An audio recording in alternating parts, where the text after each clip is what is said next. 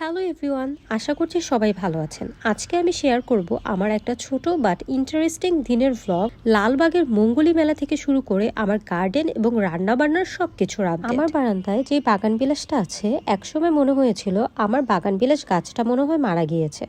অনেকদিন ধরে একটাও পাতা ছিল না, কিন্তু হঠাৎ দেখি আস্তে আস্তে নতুন পাতা, ইভেন ফুলও আসতে শুরু করলো। আর একটা সময় তো ফুল দিয়ে একদম বারান্দা ছেয়ে গেল।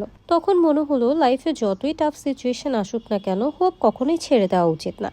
কারণ সবকিছু শেষ মনে হলেও নতুন কিছু শুরু হতে বেশি সময় লাগে। লালবাগে প্রতি মঙ্গলবার একটি মঙ্গলী মেলা বসে, যেখানে সবকিছু পাওয়া যায়। গতকালকে আমি মেইনলি মঙ্গলী মেলাতে গিয়েছিলাম সিরামিক্সের কিছু জিনিস কিনা। অন্য সব প্লেস থেকে এখানে প্রাইস তুলনামূলক কম, কিন্তু কিনতে গেলে মাথায় রাখতে হয় ভালো করে চেক করে নিতে হবে যেন কোনো ডিফেক্ট না থাকে। তারপর বাসায় এসে কিছুক্ষণ রেস্ট করে আমি কিচেনে গেলাম। প্রথমে ডাল রান্না দিয়ে শুরু করলাম। আমাদের বাসায় হাজারটা তরকারি থাকলেও শেষে ডাল দিয়ে ফিনিশিং করতেই হয়। তারপর রান্না করেছিলাম লাউ দিয়ে শোল মাছ। এটা আমার খুব ফেভারিট একটা আইটেম। সব শেষে দিয়েছি ভাজনা বাটা, টমেটো আর ধনিয়া পাতা।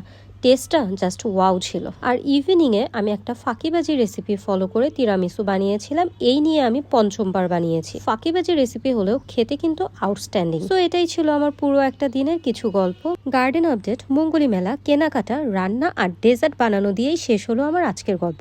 আশা করি আমার এই ব্লগটা আপনাদের কাছে ভালো লেগেছে।